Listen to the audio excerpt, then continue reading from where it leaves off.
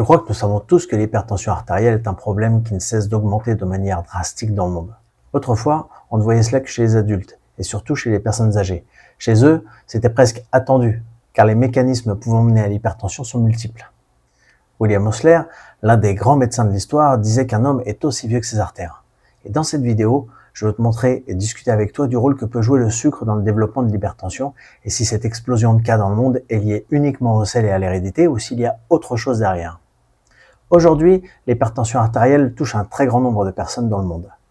Beaucoup la considèrent encore comme quelque chose qui ne représente pas un risque majeur, mais c'est une grave erreur. L'hypertension artérielle est un facteur de risque important et même très important. Ce n'est plus quelque chose qu'on retrouve seulement chez les personnes âgées, ni même seulement chez les plus de 60 ans ou les plus de 50 ans. De nos jours, on voit déjà des jeunes de 20 ans avec de l'hypertension artérielle.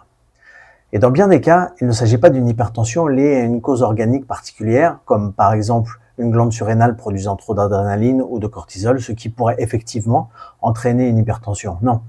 Ce que l'on observe aujourd'hui, chez les jeunes adultes comme chez les adolescents, est surtout causé par nos habitudes de vie. Le sédentarisme, un microbiote fragilisé dès l'enfance, de mauvaises habitudes alimentaires et tant d'autres facteurs finissent par conduire à une hypertension précoce. Et comme le disait le Dr Osler, un homme est aussi vieux que ses artères. Pour comprendre, imagine un tuyau d'arrosage dans ton jardin. Quand il est neuf, tu peux facilement le plier, le tourner, le faire bouger et il ne casse pas, parce que le caoutchouc est encore souple. Il en va de même pour nos artères. Lorsqu'elles sont jeunes et peu enflammées, elles restent flexibles, mais avec le temps et l'inflammation chronique, elles deviennent rigides, comme un tuyau usé qui se durcit. Un professeur disait, on ne devient pas hyper tendu du jour au lendemain. Et en consultation, il se peut que des patients disent, c'est bizarre docteur, je n'ai jamais eu de tension élevée de ma vie. Mais l'hypertension ne se construit pas en une journée. C'est un processus lent qui se construit au fil du temps, comme une épargne que l'on accumule pour la retraite. Et ce que nous voyons aujourd'hui dans notre monde moderne rempli de facteurs inflammatoires, c'est une accumulation rapide. Souvent, on réduit l'hypertension à deux grands facteurs, le sodium et l'hérédité. On va commencer par le sodium. Pendant longtemps, on a cru que c'était le principal coupable. Mais en réalité, pour que le sel soit vraiment un facteur déclenchant, il faut en consommer de très grandes quantités. Et cela sur une longue période. Cela ne veut pas dire que le sel n'a aucun rôle. Mais ce n'est pas une cause unique et absolue. On sait aujourd'hui qu'un excès, c'est au-delà de 2,3 ou 2,5 grammes de sodium par jour, soit plus de 5 grammes de sel. Et c'est beaucoup.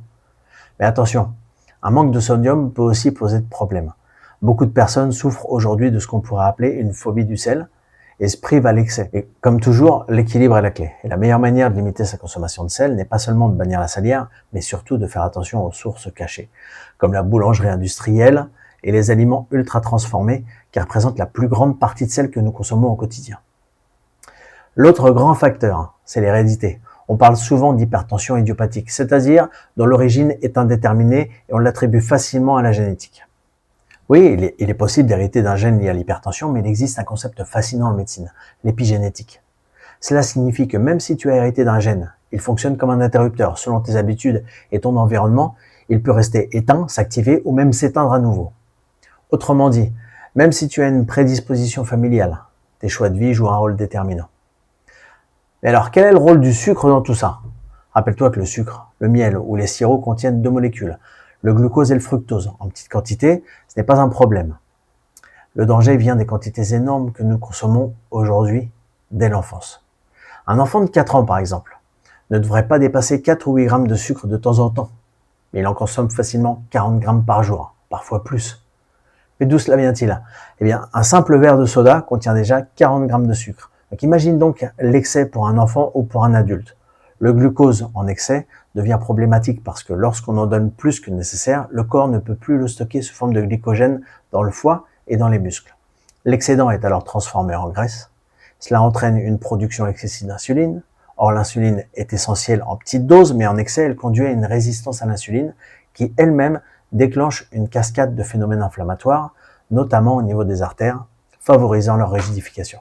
Le fructose, lui, a un rôle encore plus pernicieux. En petite quantité, il ne fournit pas d'énergie. Une partie est utilisée par les bactéries intestinales, mais la majorité est métabolisée par le foie, le seul organe capable de le transformer.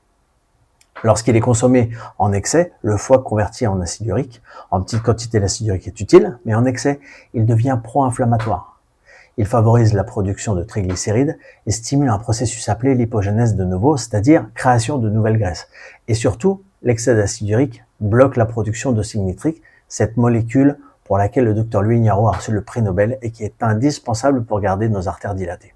Résultat, moins d'oxyde nitrique, plus de rigidité, plus d'inflammation et au final, de l'hypertension artérielle. Et tout cela est beaucoup plus fréquent que l'hypertension liée uniquement au sel. Dans notre alimentation occidentale moderne, entre les biscuits, les pains, les farines raffinées, les sucres ajoutés, les jus de fruits qui concentrent énormément de glucose et de fructose libre, on multiplie les sources de surcharge. Ajoute à cela le stress, le sédentarisme, la perte de masse musculaire, les déséquilibres du microbiote et bien sûr l'excès de sodium et les aliments ultra transformés et tu obtiens une combinaison explosive. Mais si on devait désigner aujourd'hui un ennemi majeur dans le développement de l'hypertension artérielle, bien au-delà du sel, ce sera la consommation excessive de sucre sous toutes ses formes.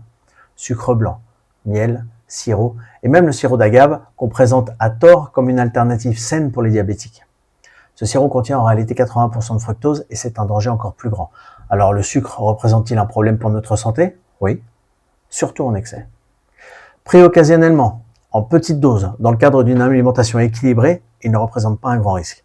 Mais le vrai danger, c'est d'ignorer la dose, la fréquence et d'en consommer tous les jours dans tous les repas. C'est ainsi qu'il devient un problème majeur pour le système cardiovasculaire et bien d'autres systèmes de notre corps. Rappelle-toi, si cette information te semble utile, la meilleure façon de nous soutenir est de la partager avec tes proches. Et sache qu'une grande partie du développement de l'hypertension artérielle est évitable. Et si tu veux nous aider davantage, mets un like à cette vidéo, abonne-toi à la chaîne et active la cloche pour ne rien manquer. Merci infiniment et à très bientôt.